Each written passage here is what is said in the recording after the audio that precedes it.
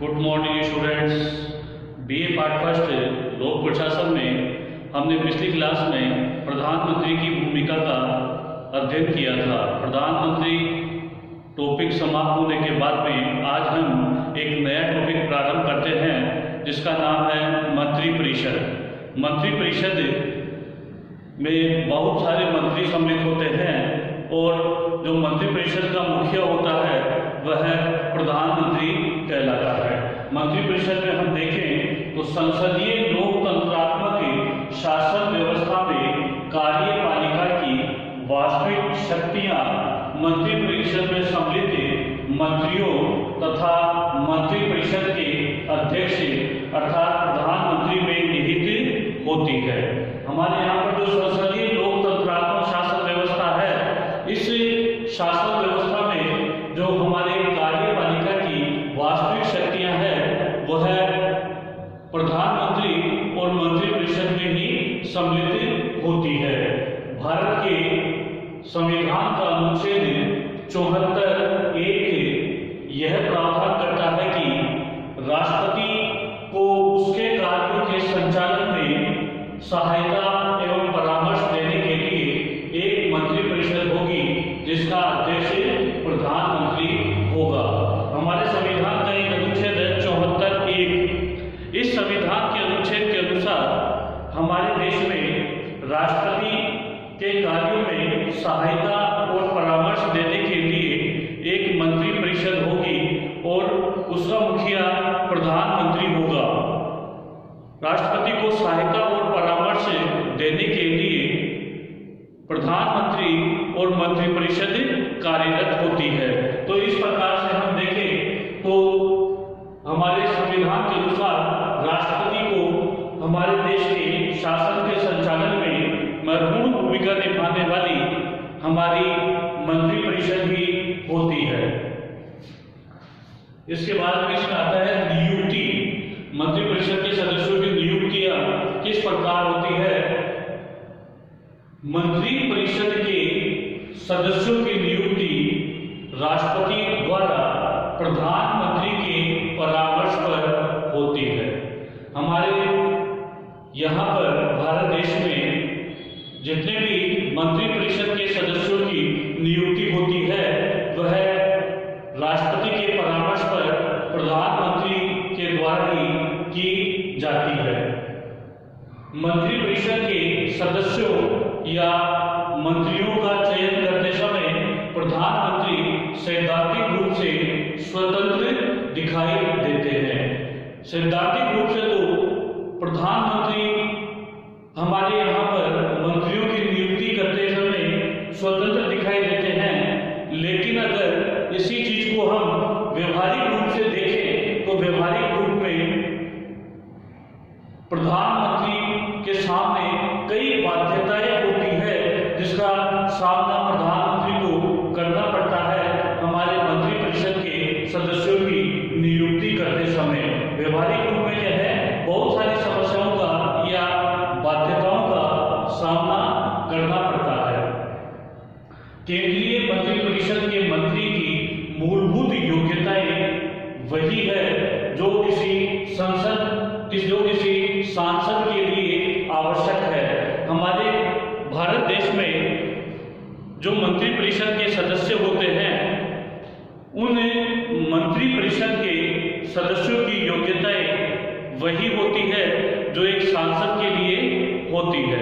तो मंत्रिपरिषद का सदस्य वही व्यक्ति बन सकता है जो लोकसभा का सदस्य होता है, लेकिन राज्यसभा का सदस्य या अन्य व्यक्ति भी मंत्रिपरिषद या का सदस्य या मंत्री बन सकता है, लेकिन 6 माह के भीतर उन्हें हमारी संसद के दोनों सदनों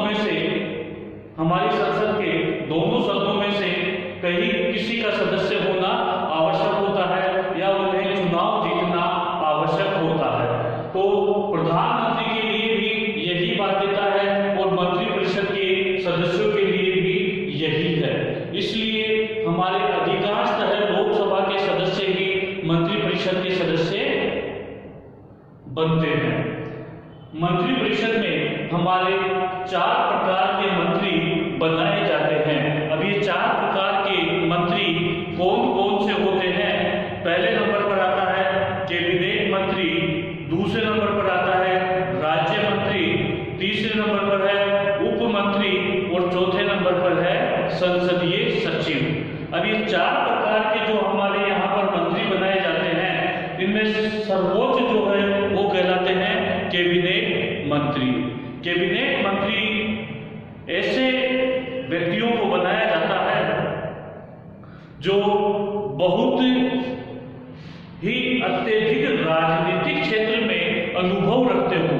राजनीतिक क्षेत्र में अनुभव रखने वाले व्यक्तियों को कैबिनेट मंत्री का दर्जा दिया जाता है। हमारे भारत देश में कुछ विभाग बहुत बड़े होते हैं। ऐसे बड़े विभाग जैसे शिक्षा विभाग, गृह विभाग, ऊर्जा विभाग, स्वास्थ्य विभाग, ऐसे विभागों के शीर्ष पर कैबिनेट मंत्री को वह विभाग दिया जाता है।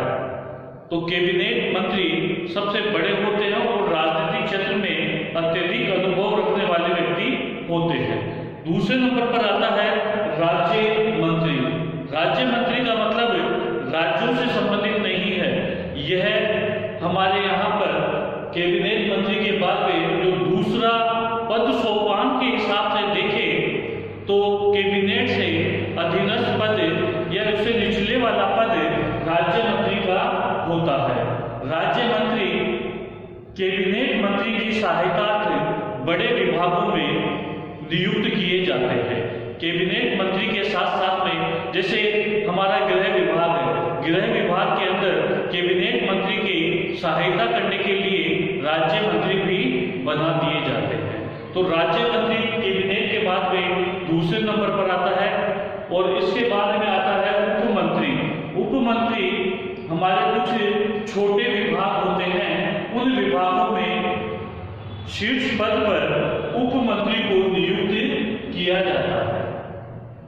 और चौथे नंबर पर आता है संसदीय सचिव। संसदीय सचिव को कई व्यक्ति तो मंत्री पद भी नहीं मानते हैं, क्योंकि संसदीय सचिव ऐसे व्यक्तियों को बनाया जाता है जो पहली बार चुनाव जीतकर आए हैं, जिन्हें आगे अगर मंत्री पद मिले तो उन्हें किस प्रकार से मंत्री बनने के बाद में अपना कार्य करना होता है उसका वह प्रशिक्षण प्राप्त कर सके।